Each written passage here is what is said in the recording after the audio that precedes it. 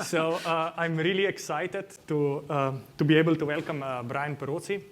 He's a research scientist at Google and one of the pioneers of graph embedding work. He co-authored the DeepWalk paper that basically took the word to vec and generalized it to graphs. Today, so he's been kind of working at Google on graph learning ever since. And today I'm really excited to hear about some successes, solutions about applying graph neural networks at Google. Thank you, Brian. Thanks, Yuri. That was the appropriate length introduction. All right, guys. I guess I'll time myself. I'm a research scientist at Google. I work on the graph mining team, and the graphs at Google are bigger than you might think. Since PageRank, we've been very excited in them, and we're still very excited in them. The graphs that we're dealing with are typically very large, so we're talking things with billions of nodes, or more, and that's the kind of scalability that we're interested in. And the team's mission is to work at this intersection of algorithmic ideas for scalability and machine learning, and then some other intersection of actually providing value to the company.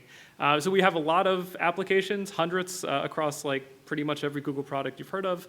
Some of them are highlighted here on the right. I'm specifically the head of the GNN team, and so our team, sub-team's mission is to make it easy to use graph structured data inside neural networks. And so we do research in this area, obviously. That's what I'm going to talk about primarily today. We do have a library that's not PyTorch geometric to express these models. We also kind of build the infra for training and development internally, and we do a lot of model consultations. So we try to take the ideas that we see in academia, and we develop ourselves, and apply the best of breed to solve Google's problems.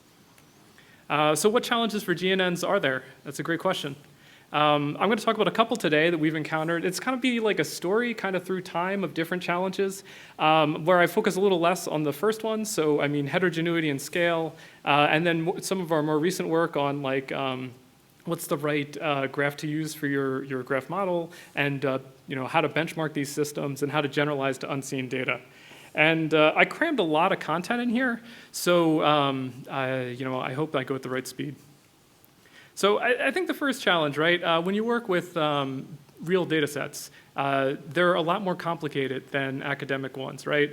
So when we first started working in this area 5 or 6 years ago at this point, we noticed that the real graphs we were working with, in addition to just being bigger, they weren't homophilous.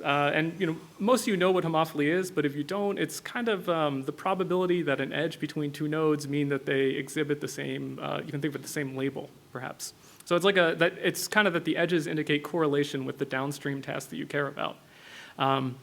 So one of our efforts in this area, many years ago at this point, was to allow multi-scale information to the model. So instead of kind of just doing a model over one your immediate neighbors, look at more than your immediate neighbors. And so there's sort of nice reasons to do this. You can learn a model that kind of can figure out things like edges if you were to apply it to a vision network. So this is the paper on that if you're interested. But this is, it's still a problem, and it's really exciting to see more work since this paper in people actually caring about models for heterogeneous data, because that's what all our problems are. Another challenge, kind of the second of the big quick ones, is that if you want to run these models on really, really big data sets, you're going to notice that your training gets slower and slower as you go on. I'm sure Matthias knows a lot about this. I see a smile there, maybe. And so, right, this is a big challenge with these systems, because we want to have the graph that has a lot of information in it, but that makes our matrix multiplications get slower. And so we did a lot of work on sort of what I would call the simple GNN style approaches now, linearizing the diffusion processes. To basically, you can think of it as create a new graph that captures the random walk in expectation, where the messages would be sent if you did a lot of iterations.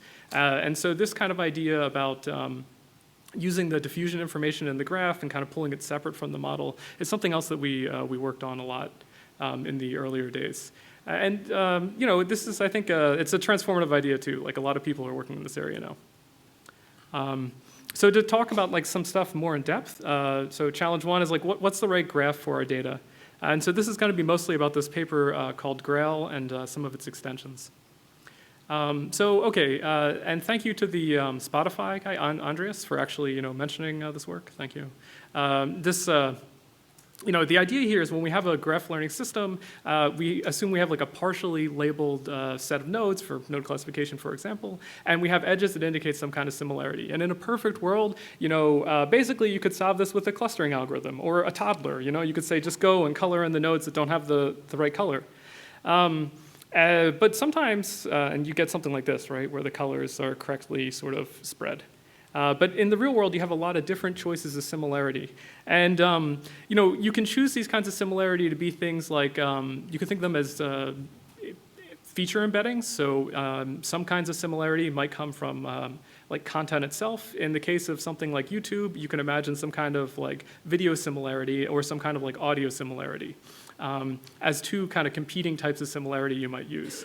And the reality is like if we have a heterogeneous graph, we have many different kinds of relationships to choose, and it's not obvious which one gives us the best graph inductive bias to run our models on, because we want the graph that tells our algorithm how to work.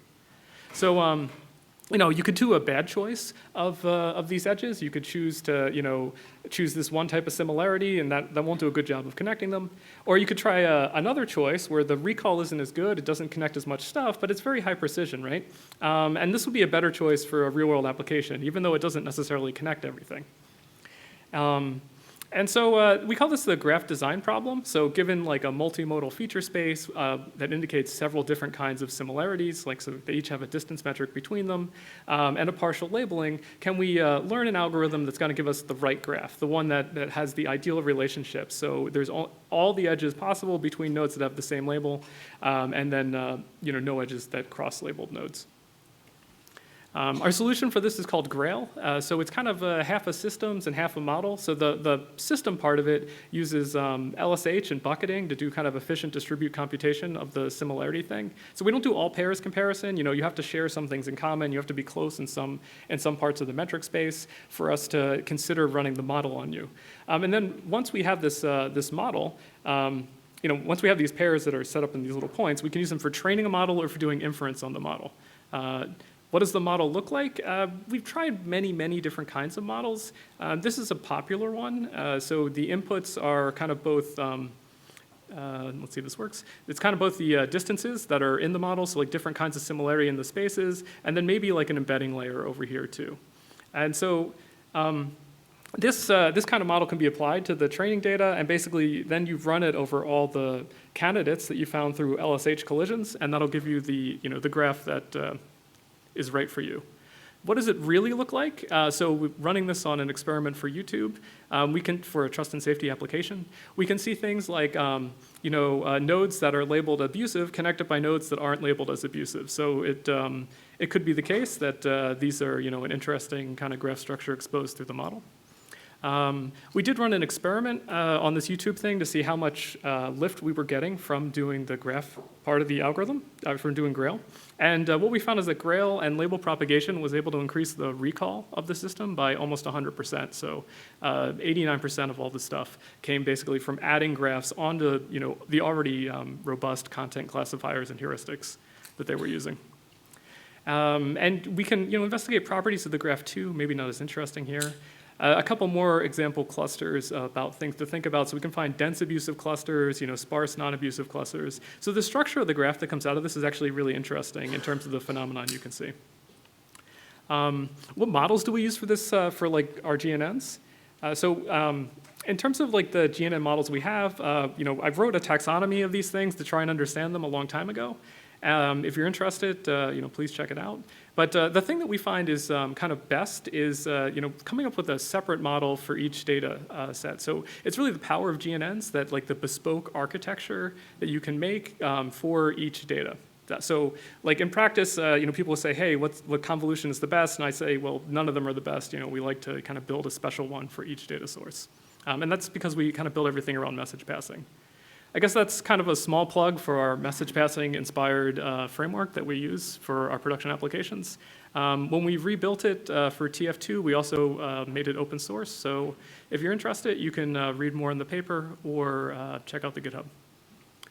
All right, so challenge 2. Another challenge I have working in industry is that the way that academics evaluate these models is just absolutely atrocious. If you've tried GNN experimentation, you've run thousands of experiments on Quora, CiteSeer, and PubMed to get that extra half percentage point of accuracy. I think that's a waste of time. And I know this is the Open Graph Benchmark house, so I'll try to be gentle. But the Open Graph Benchmark, which is great, I love it. But it's only 7, right? Sorry guys, it's only 7 data points, right? So like if you look at a bigger data set of all the graphs that exist, which still may not be representative, but if you look at a bigger data set that has thousands of graphs, you'll find that the Open Graph Benchmark graphs concentrate in an area that may not cover the space that well. Okay, so we have this distributed platform called GraphWorld, which tries to address this by simulating thousands of graphs with like all possible configurations, and to benchmark any number of GNN models on each data set. And then this kind of, after the distributed computation is done, you can aggregate the metrics to get insights. So for node classification, using a stochastic block model, there's all sorts of things you can vary. How much do nodes connect? How sparse is it? How what's the power law look like? What do the features look like? So you really trying to cover the entire space possible of the generator. And what that gives us is these really cool pictures of the response surface of different models compared to each other. And I know this is the PyTorch geometric house, and so I say to you, friends, I built this for you. You can drop in any PyTorch geometric model and just sort of benchmark it in this framework. Yes, I know, and this is the only time I've used PyTorch geometric, and it was easy, so good job. All right, so and so this gives us kind of rankings of which areas of the graph. Sorry I didn't explain that cool picture, but that gives us kind of rankings of which areas of the graph that different models perform well in. So this is edge homogeneity is like a homophily measure. So we see GNN is typically run in these high homophily situations, and it works well because simple averaging works well. But there's different data sets and different kinds of areas where you see different other models perform better. So that's kind of the insights. If you're interested, read the paper more. It was at KDD this year. And in my last couple minutes, I want to talk about generalizing better with GNNs. So, the theme of today, I think, is that GNNs are powerful and that, you should all use them. I think I agree with that theme. But the problem with powerful models is powerful models can overfit. In particular, powerful models overfit when you give them bad training data. And when I say bad, I mean training data that's not sampled uniform at random, or training data that's just different from the test distribution, right? And so this can actually happen on a lot of cases where GNNs shine, like trust and safety applications. Your labels aren't distributed IID because they were found by some human who was going out there and looking for bad stuff, and they found it, and then they recorded it as bad and threw it into your system to find more bad stuff. But this problem is you now have a biased sample, not a uniform sample. To convince you that distribution shifts are bad, here's a couple plots of standard data sets, standard academic data sets, where there's a distributional shift measure on the x-axis. And so what that's saying is the shift is getting bigger. As that number in the x-axis is getting bigger, the training data set is more biased. And as you increase the bias of the training data set, you see that the model's performance goes kind of bad. So some data sets are a little worse than others, but you can see this kind of general, hey, things get worse when your input data is shifted. And like I said, this occurs a lot in spam and abuse detections in the real world. And it's actually expensive to correct in the real world because of the label distribution. So when you have a really big data set and there's a very small thing, like a needle in the haystack you're trying to find, paying a human to find this uniformly at random is very expensive. I guess another motivation is as your model gets more capacity, as it gets deeper, the domain shift gets worse. So if we want more powerful models, you're going to worry more about overfitting here, basically.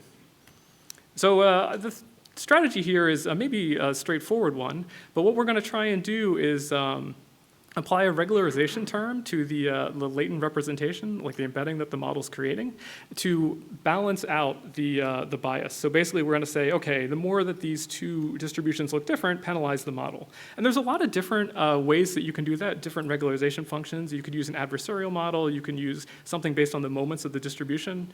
I think in practice, different data sets are going to have different kinds of regularizations that work best. We talk about one that worked well for the academic data sets because that's how you publish here. So just kind of keep that in mind. You may need to think about other regularizers. I think that's it, and I think I'm almost on time. Thanks for listening.